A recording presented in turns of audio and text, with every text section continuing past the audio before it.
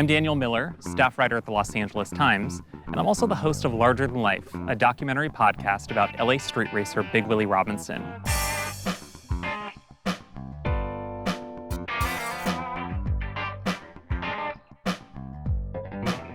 Big Willie Robinson was an iconic street racer in the 1960s and 1970s. And during that time, he drove a 1969 Dodge Charger Daytona with a Hemi motor, and he called it the King Daytona. These cars are incredibly rare. There's only a few dozen around, and we have one of them with us today, so let's check it out.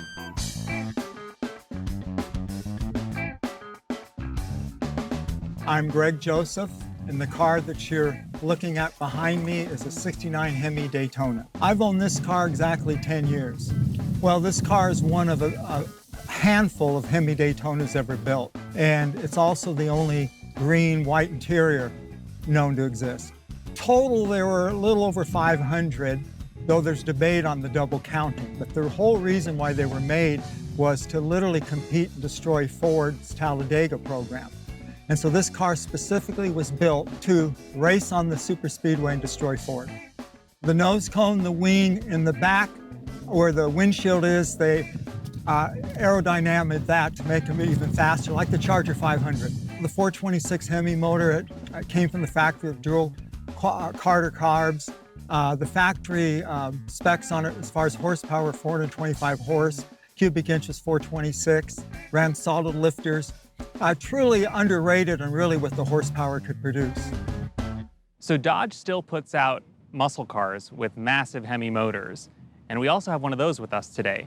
This is a brand new Dodge Challenger Hellcat Redeye. This Redeye has a V8 that puts out 797 horsepower. In a way, it's the spiritual successor of the 1969 Dodge Charger Daytona with the Hemi. We wanted to compare the two and see how they look side by side. The Daytona was the state of the art in styling. It also wind tunnel testing it to make it go faster. So in the day, this was the state of the art technology to go fast. Today, this is the state of the art technology to go fast. So there is that lineage. And with the technology at the time, the tires were worthless on a car like this. You're now running superchargers on these cars. I mean, the technology, there's no comparison from '69 to 2019.